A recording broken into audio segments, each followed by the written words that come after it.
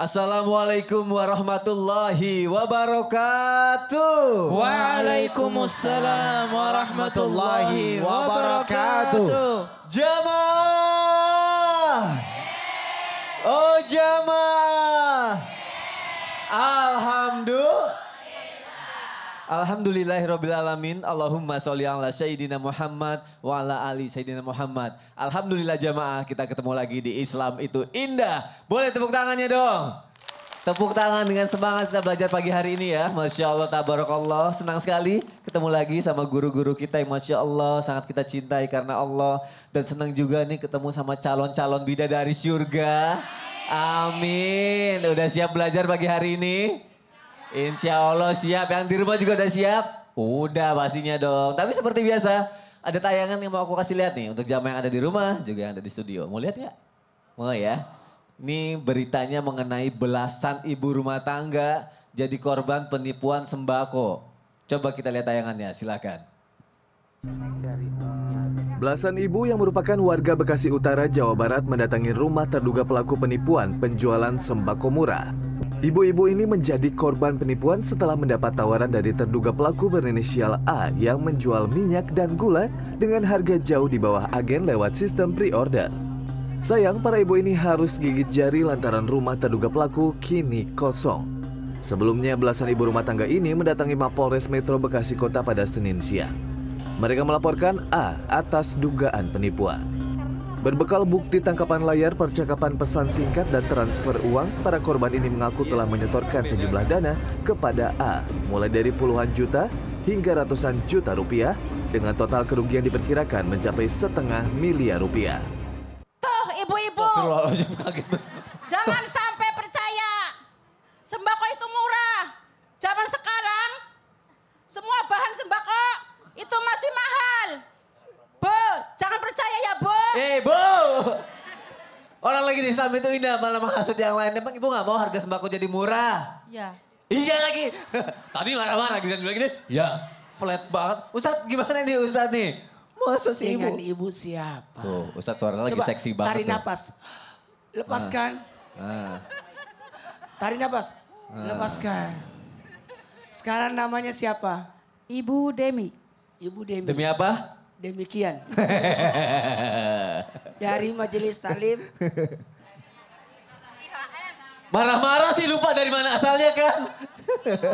Dari Majelis Taklim mana Dari Bu? Majelis Talim mana? Dari Istiqomah Brebes. Dia tahunya Istiqomah Brebes. Yaudah deh Bu, Ibu daripada marah-marah maksud yang lain, Ibu duduk, saya juga duduk. Kita dengerin tanggapan dari Ustadz Maulana mengenai tayangan tadi. Setuju nggak? Setuju ya? Yaudah Ibu boleh duduk ya. Silakan Bu. Tepuk tangan dulu. Tepuk tangan dong. Silakan Ustadz Maulana, tolong tanggapannya Ustadz ya. Izin Habib dan Ustaz Sam. Jangan sampai mudah percaya dengan hal yang sifatnya terlalu banyak menguntungkan kita. Karena bisa jadi itu akan merugikan di kemudian hari. Ketahuilah yang berkaitan dengan kehidupan, agama, ibadah. Silakan baik sangka. Tapi kalau berkaitan dengan muamalah, kita tidak boleh baik sangka. Harus buruk sangka.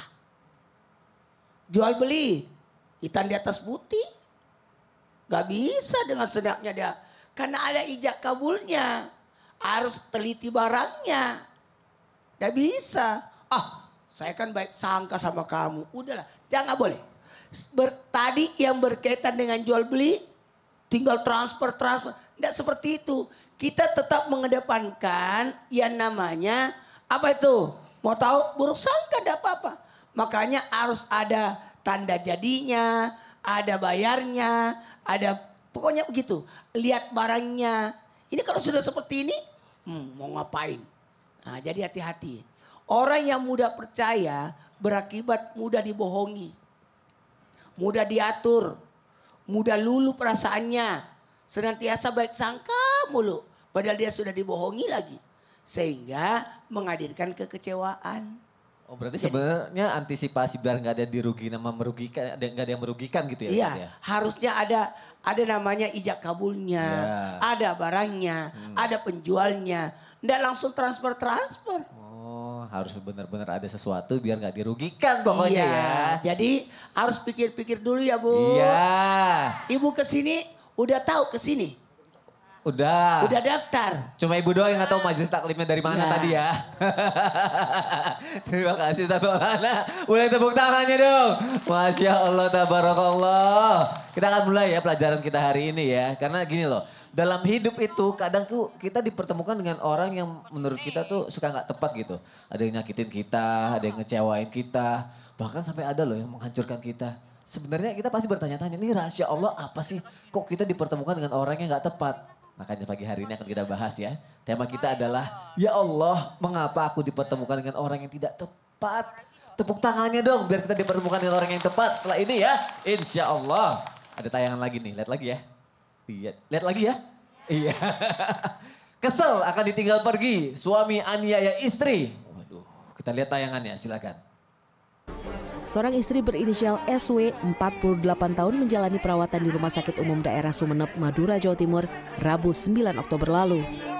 Selain jari tangan kirinya yang putus dan luka di perut, korban juga menderita luka bacokan di sekujur tubuhnya. Ini semua merupakan ulah kekerasan suaminya sendiri yang berinisial E, 38 tahun. Akibat terluka parah, korban akhirnya meninggal dunia. Di hari yang sama, suami korban berhasil ditangkap polisi di rumahnya di Desa Gading, Kecamatan Manding, Sumeneb. Saat penangkapan ini, polisi juga menemukan sejumlah alat hisap sabu di rumah tersebut. Dan setelah dilakukan tes urin, tersangka terbukti positif mengkonsumsi narkoba. Innalillahi, tega banget ya, tega ya. Semoga nggak terjadi dalam hidup kita ya, amin, ya Allah amin gitu. Biasanya Beb ada berita berarti mungkin sedikit banyaknya banyak kasus yang terjadi juga ya Beb ya. Ada seorang istri yang sebenarnya dia melayani suaminya dengan baik, tapi cuma karena satu kesalahan akhirnya suami tega tuh gitu nyiksa si istri. Atau mungkin berkali-kali menyiksa istri gitu. Wajar gak sih kalau akhirnya si istri merasa, ini suamiku KDRT nih, jadi aku harus gimana ya, bertahan atau tinggalin? Baiknya gimana Habib Usman? Ya, Silakan Habib. Mas Wani, Ustadz Maulana, Ustadz Syam. Bismillahirrahmanirrahim. Assalamualaikum warahmatullahi wabarakatuh. Waalaikumsalam warahmatullahi wabarakatuh. Alhamdulillah. Alhamdulillahi Rabbil Alamin. Wassalatu wassalamu ala Sayyidina wa Nabina wa Maulana Muhammadin.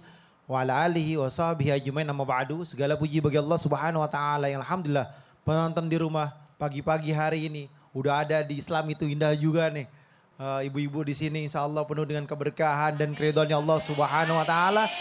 Dan tentunya insya Allah kita mendapatkan ilmu yang bermanfaat dari guru-guru kita. Bisa diamalkan dalam kehidupan kita sehari-hari. Amin ya Rabbal Alamin. Yang pertama, wajib bagi seorang suami mencintai, menyayangi istrinya dengan mengikuti sunnahnya Rasulullah. Bahkan Rasulullah mengatakan, khiyarikum khiyarikum linisaihim, khairukum khairukum li ahli, wa ana khairukum min ahli. Sebaik-baik mereka adalah berbuat baik terhadap keluargamu. Keluarga kita nih mesti kita berbuat baik. Dan sebaik-baiknya kita berbuat baik terhadap keluarga kita. Dan kata Rasulullah, aku yang paling baik terhadap keluargaku. Hormati, cintai, sayangi. Dan jadikanlah istrimu bukan musuhmu, tapi partner. Tapi apalagi, tapi tempat rumahmu, tempat tinggalmu. Dan perlakukanlah dengan cara yang ma'ruf. Wa israhunna bil ma'ruf. Sehingga apa? Menjalin kehidupan ketenangan, cinta, dan kasih sayang. Kalau rumah tangga yang tenang, mau kerja kemana, pergi kemana enak. Kalau rumah tangga ribut, kemana aja pusing. Oleh karena itu, ketika seorang istri udah totalitas sama suaminya, sayang, cinta, nyiapin kopi, nyiapin tehnya, makannya, minumnya, pakaiannya, ranjangnya, semuanya diperlakukan dengan baik. Tiba-tiba suaminya kasar, tiba-tiba ngomongnya gak enak, tiba-tiba mukul. Bertahan atau harus tinggalkan? Bu, mungkin ini ujian bagi ibu. Ibu ngobrol baik-baik lagi, senyum, ya kan? Habis nyiapin makannya semuanya, ajak ngobrol. Kenapa engkau pukul saya? Kenapa engkau sakiti saya? Saya ini istrimu.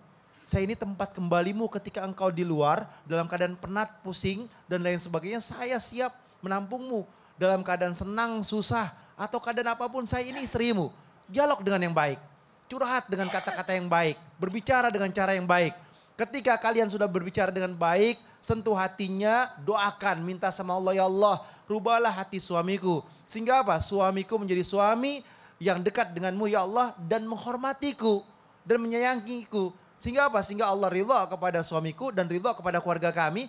Dan terbentuk sakinah, mawaddah, warahmah. Doakan dan berbuat baik.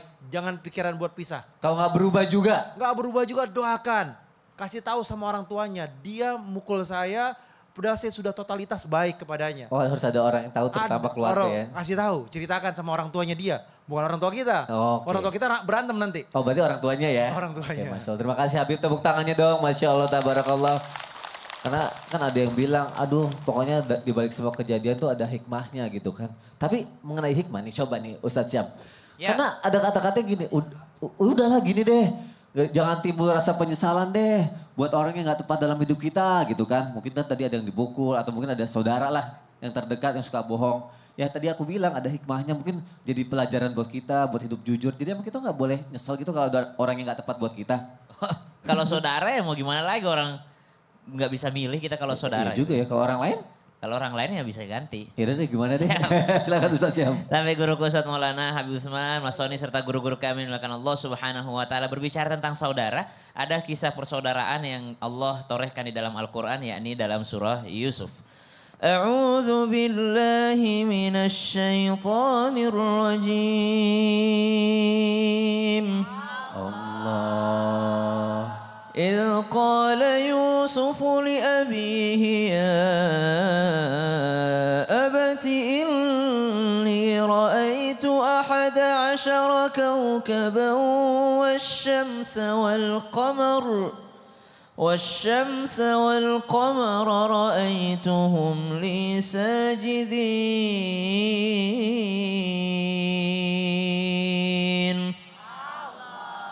Kisah ini bermula dari Allah Subhanahu wa taala yang memberikan wahyu kepada Nabi Yusuf alaihi salam, memilih Nabi Yusuf alaihi salam menjadi penerus daripada ayahnya yaitu Yakub alaihi salam. Yakub alaihissalam adalah seorang nabi, kemudian seorang rasul. Lalu Allah menitipkan wahyu itu kembali kepada anaknya yaitu Yusuf alaihissalam. Dengan tanda-tanda yang beliau lihat dari mimpinya. Saya melihat daripada bulan, bintang, matahari. Mereka datang bersujud.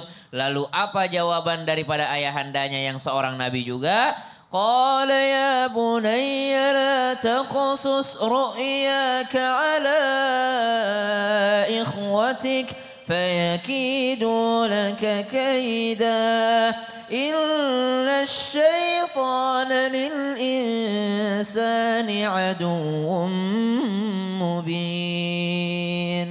La taqasus ru'yaka ala ikhwatika. Jangan kau ceritakan mimpimu terhadap saudara-saudaramu. Jadi kalau punya saudara pun gak berarti kita terbuka seterbuka-terbukanya. Segala-gala dikirim ke grup keluarga. Habis dapat bonus kirim grup keluarga. Habis beli mobil baru kirim grup keluarga. Dapat nikmat apa kirim grup keluarga. Datang syuting di Islam itu indah selfie kirim grup keluarga. Ternyata di antara saudara ada yang tidak senang. Dia pergi nonton Islam itu indah, hutangnya aja belum dibayar. Ya Allah. Ternyata di antara saudara ada juga yang tidak senang, subhanallah. Kenapa? Inna syaitana lil insani aduwwum mubin. Setan itu selalu pengen masuk di antara silaturahim itu untuk merusak manusia. Maka kalau ditanyakan, kalau punya saudara yang ternyata ada kebohongannya, bagaimana kita mengambil hikmahnya? Satu, jangan ngikutin dia. Yang kedua, jangan terlalu terbuka dengannya. Yang ketiga, setan itu selalu pengen ngerusak silaturahim. Jadi dibandingkan rusak silaturahim, lebih baik menjaga jarak. Kalau ketemu dia bawaannya berantem, saya nggak suka sama suaminya, saya nggak suka sama anaknya, ya lebih baik menghindar. Menghindarnya bukan berarti memutus silaturahim, justru menghindar untuk menyambung silaturahim. Berarti lebih ke diri kitanya aja dulu ya? Iya dong, perbaiki diri dan jangan juga selalu melihat kekurangan orang, lihat kekurangan diri. Masya Allah, terima kasih Ya, Tasya. sama-sama. Tepuk tangannya sekali lagi biar kita lebih semangat lagi. Yang di rumah juga tetap semangat ya. Setelah ini kita akan kembali lagi, kita akan bahas lagi nih. Ya Allah, mengapa aku dipertemukan dengan orang yang tidak tepat? Tetap di Islam itu indah. Jamaah, oh jamaah. Alhamdulillah.